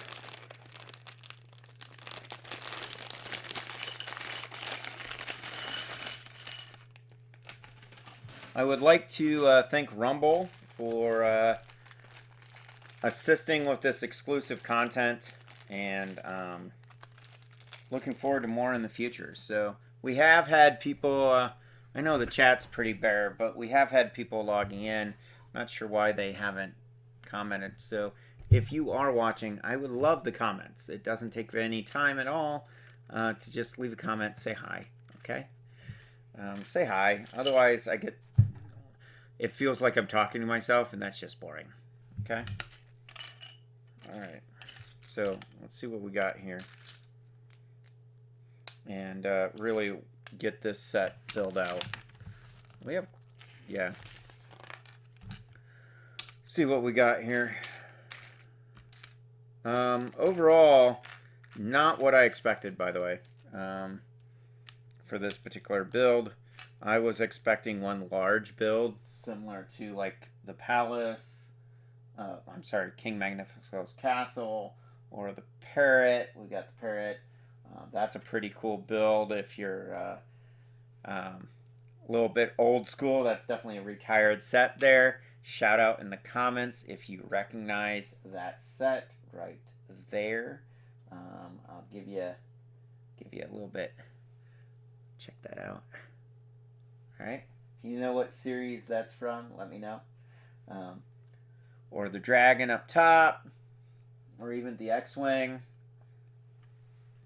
That's what I was expecting out of this, was like a Mario-themed big build, like a full set, not a few smaller sets kind of thrown together. But overall, okay, it is what it is. But let's get moving so we can get this set done before the end of the stream here. because that is one of the goals. So just to recap, we already talked about seminary, Spirit and Life Seminary, and starting classes. Classes officially kick off Monday in a couple of days. So definitely more seminary content for the next stream to happen. And we've talked about Jesus being Lord of the Sabbath. If you have any questions about the Sabbath day or what that entails, let me know. Love to have that conversation. Like I said, I would like a lot more comments than what I currently see, because it's much easier to give feedback and have a conversation and not feel like I'm just talking to myself, playing with Legos by myself. So if you guys are watching, please say hi, say something in the comments. If you have questions about seminary classes, if you have questions about anything in the Bible, if you have questions about, well, the Lego builds, or how the progress is going with designing our own mocks, my own creation. That's what MOC stands for. And towards the end of the year, I'm going to be rolling out some of those. My plans are to build Lego minifigure scale models of all of the ancient places of worship for the Israelites. So that would be the tabernacle and all of the things that go with the tabernacle. That would also include Solomon's temple, which should be gorgeous, based on its descriptions in Chronicles. So the tabernacle would be based on the descriptions in the Torah. The Solomon's temple, which was designed by King David, ultimately built by his son Solomon, is described in detail in the Chronicles. And then the Temple of Ezra and Nehemiah's day, which is described in Ezra. And then culminating with King Herod's temple, which would be the one that Jesus frequented, also known as the Second Temple period. I'm not sure why it's called the Second Temple period, to be honest, because it seems like people forget about the temple Ezra rebuilt. I would call that the Second Temple, and Herod's temple being the Third Temple period. But it's most commonly referred to as the Second Temple period for some reason. And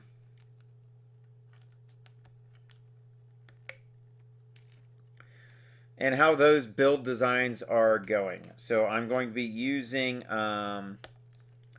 Brick Studio to be designing those in digital format first, and then building them from that setup.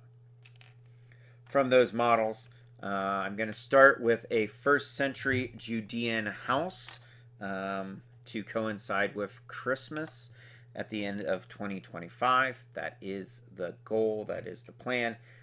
Already pretty far along on that particular set, so more details will roll out in the future concerning that set.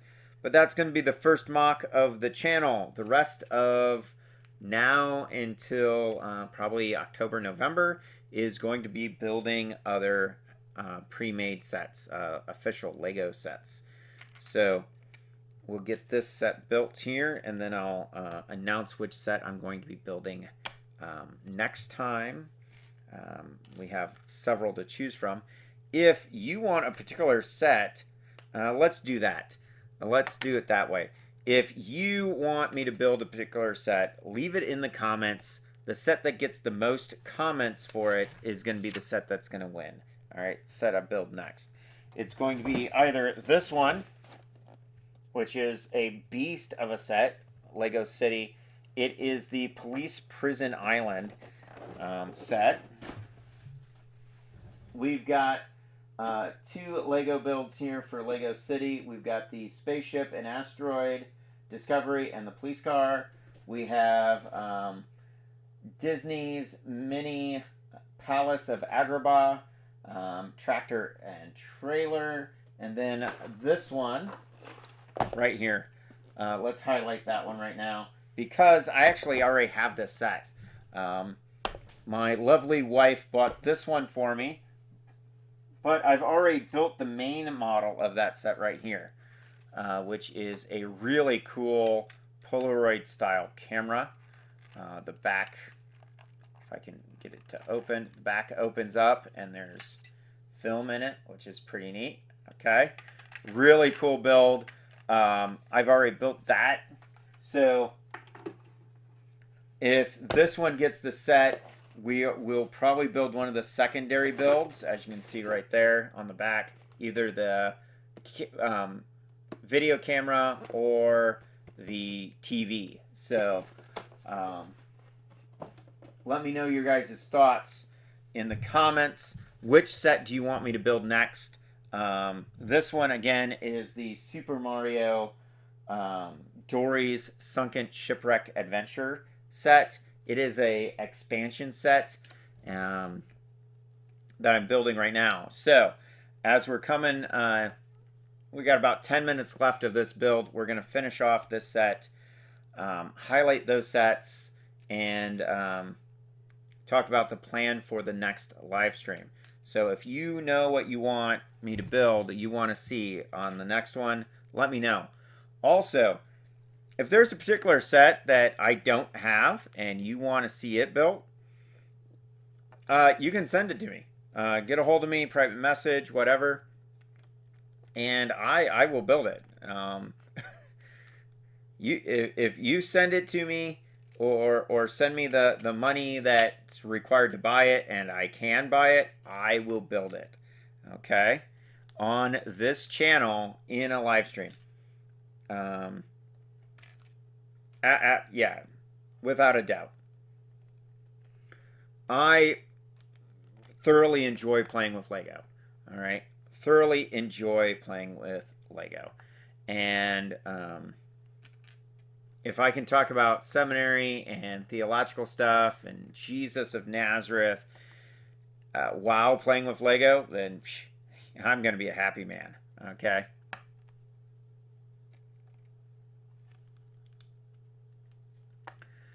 Yeah, that's gonna.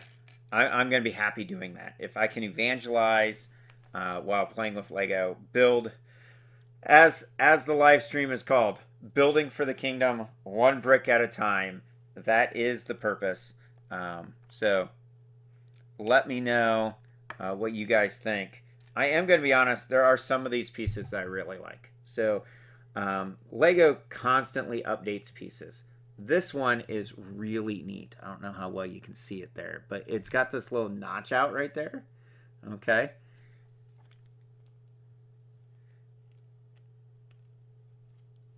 And that just looks really neat, how it does that. Just saying. So there are definitely pieces here that I really like.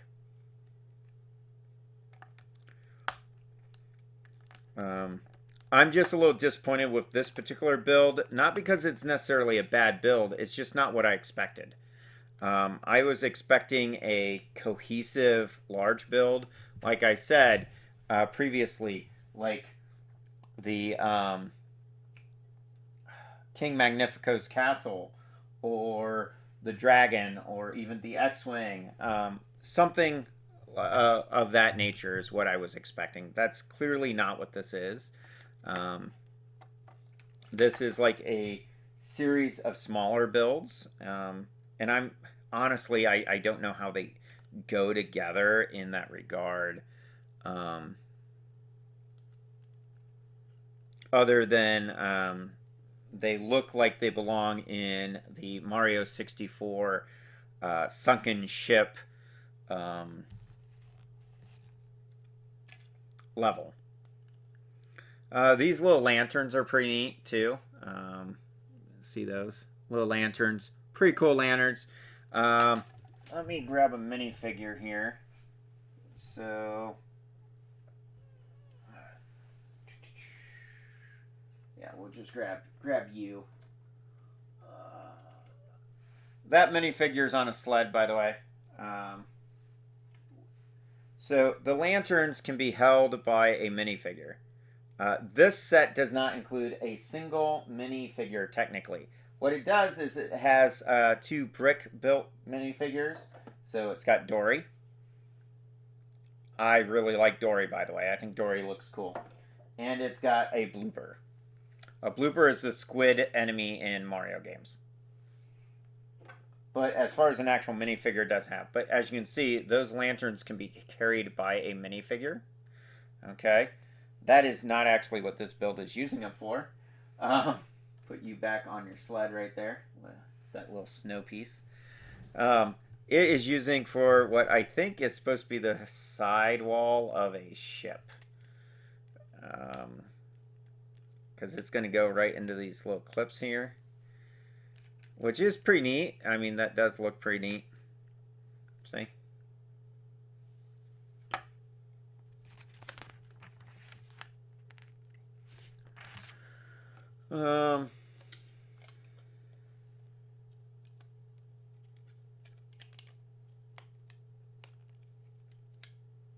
Okay.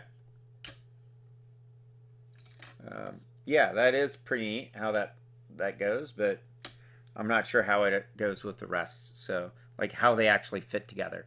To me, they seem definitely like smaller builds that got thrown into the same box.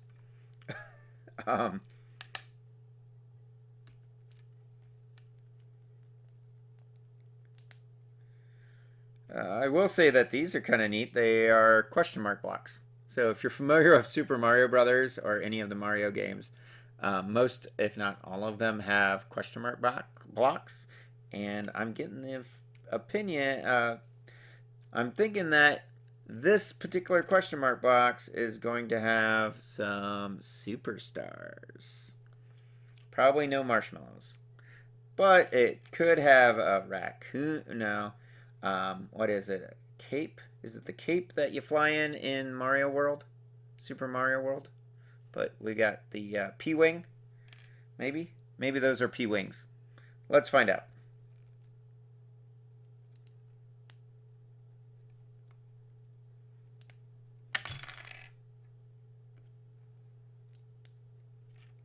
What is this thing gonna be? I don't know. Let's find out. Oh, no. I think this is going to be one of the flying fish. Are those called cheeps? I think they're called cheeps. Let's see here.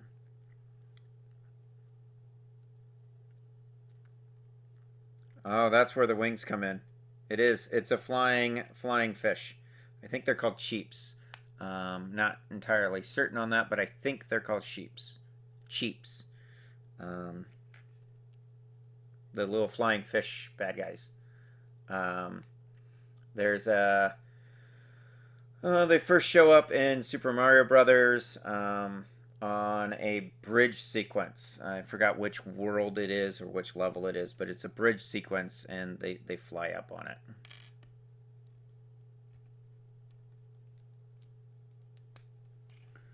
So and don't forget the mohawk. Gotta have the little mohawk. Admit it, that is pretty neat. What do you guys think? Is that a pretty cool build there? I'm gonna say yes. Alright, let's see what we got here. Oh, it comes with a little stand we gotta put together, so that's kind of cool.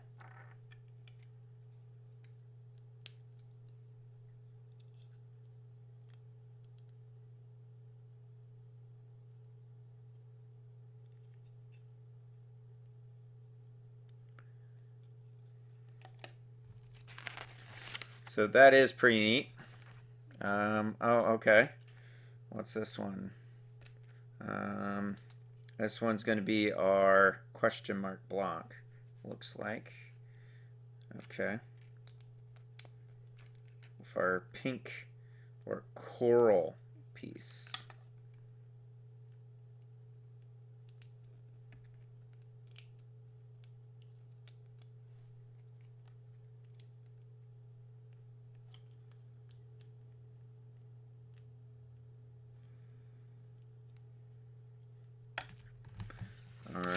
Are these two things going to go together? Let's find out. We are almost at the 2-hour mark. Wait, what? Oh, okay.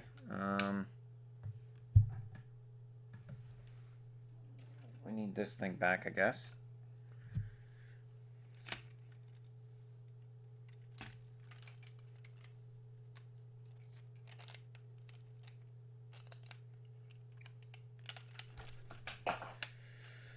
All right. Lost my mast. There we go. Crow's nest, I mean.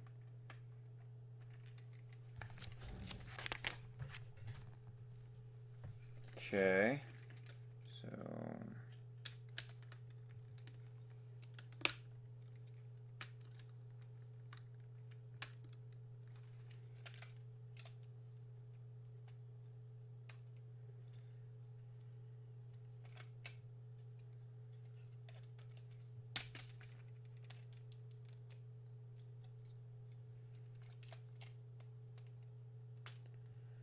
All right.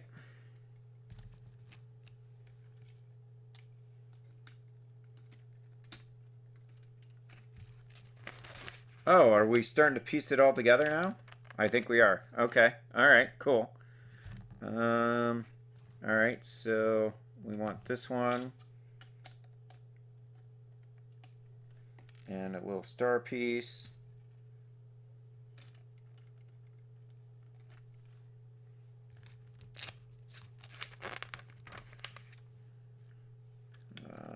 This one's going to go here.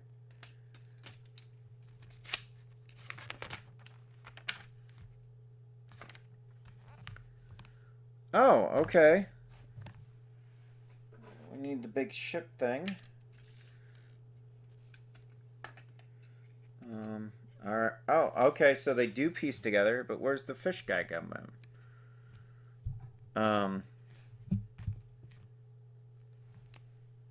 All right. Blooper is supposed to sit somewhere. Where are you supposed to sit? Oh, okay. So you sit right there.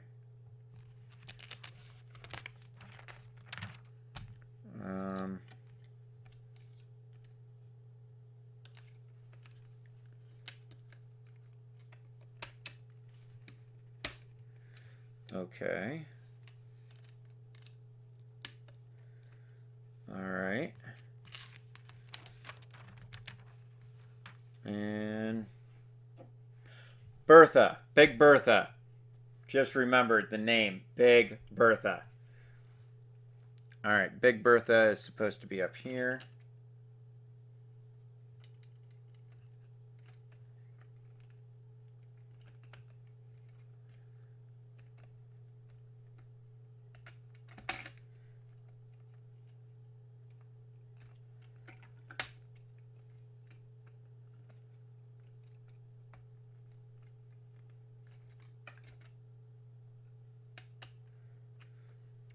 And missed a piece.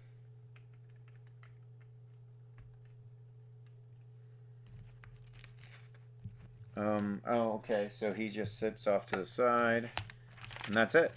That's the build. Apparently, there's an app you can use to play it. I'm not downloading the app. Okay.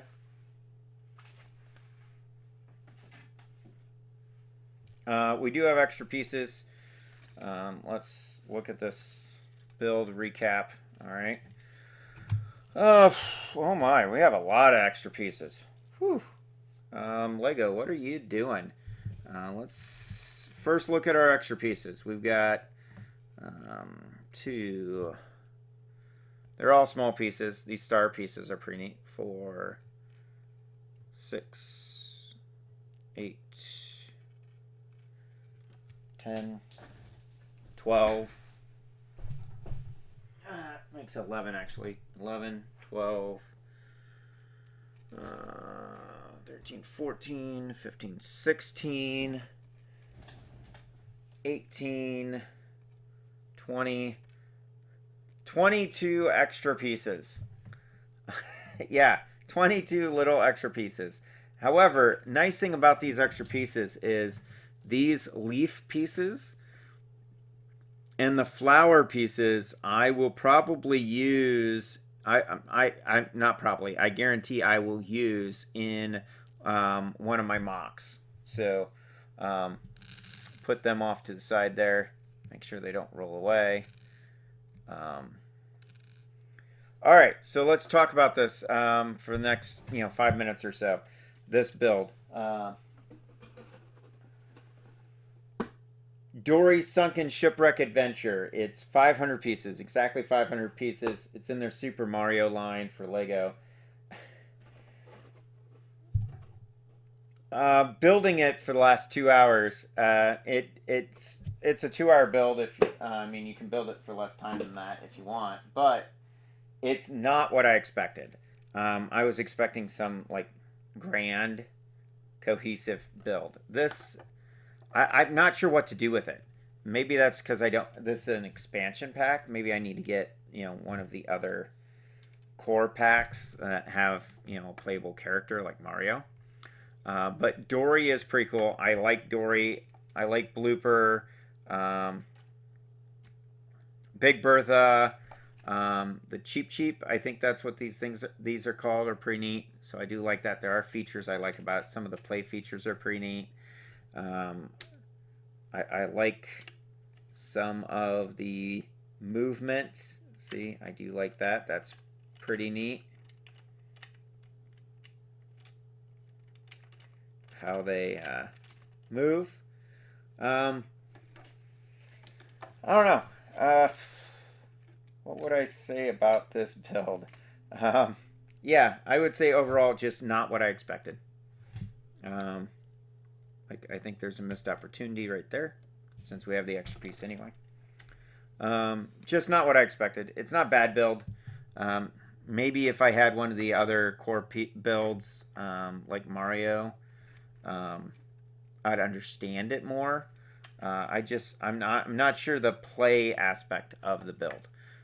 Is it supposed to be like playing a Mario platformer in real life using Lego? If that's the case, then it looks kind of boring. But hey, what do I know? I'm just a 40-plus-year-old man playing with Lego. So, but there are definitely characteristics of the build I like. So, I like Blooper. I like the characters. Definitely the references. It does give that feel of a Mario set. So in that case, I think they nailed it. Blooper, I think they definitely nailed Blooper and Dorrie. They are definitely my favorite parts of this build, is Blooper and Dorrie. Cheep, that's what I'm going to call them. Correct me in the comments if that's not Cheep. That's not the name of that particular enemy. I like Cheep too with the mohawk. But that is Dorrie's Sunken Shipwreck Adventure set with Lego. So let me know what your thoughts are. Something I definitely don't like about it is how easy it comes apart. There is not much that keeps it attached. So there is that. Maybe we can put it in farther, maybe? Is that... No, it's still only hooked in by 2. 1 by 2, hooking it in. Alright, well, it's going to find a place on the shelf in the next live stream. You'll see it on the shelf. And, alright, so with that, we are going to be closing out here. Let's set that off to the side and look at some of our options for the next live stream. So next live stream is going to be the first Thursday in April, 8 p.m. Be similar format to this, where I build a Lego set and talk about seminary. I'll have more to discuss with seminary specifically because the class starts Monday. And we'll be looking at, where is it here? We will be looking at the first 3-4 chapters or so of church history in plain language. All right? While building one of these sets, or 2 sets. So the first one is Police Prison Island. It is 980 pieces. It is a pretty big set. It's got quite a few minifigures to put together. Looks like it's going to be a lot of fun to build. May not get it entirely built in one session. We'll see. All right. So let me know in the comments if you want that set. Or we've got a twofer set.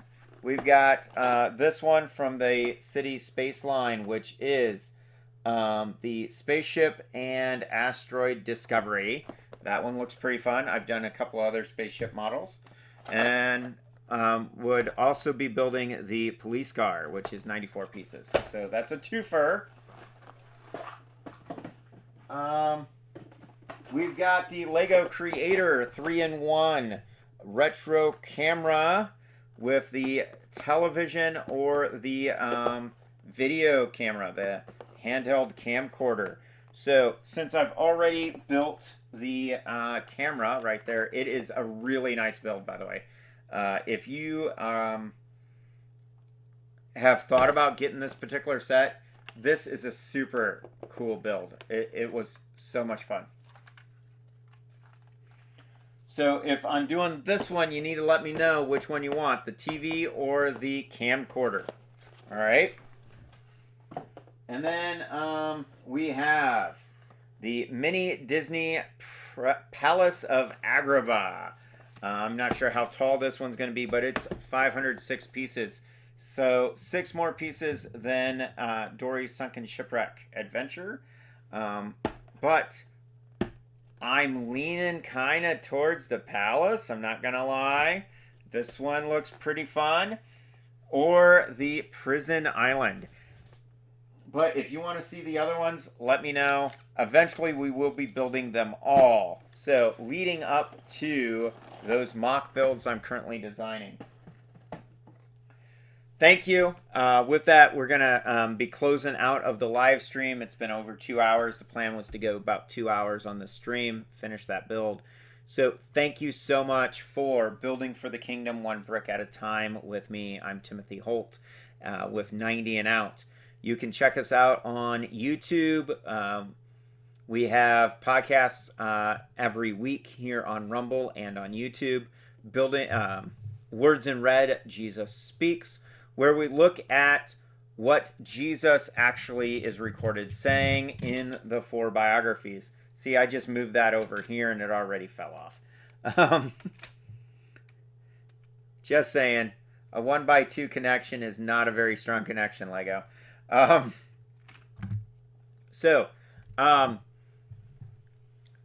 to the podcast. We've got the Words in Red, Jesus Speaks, which is where we look at what Jesus is credited saying by the 4 biographers, Matthew, Mark, Luke, and John.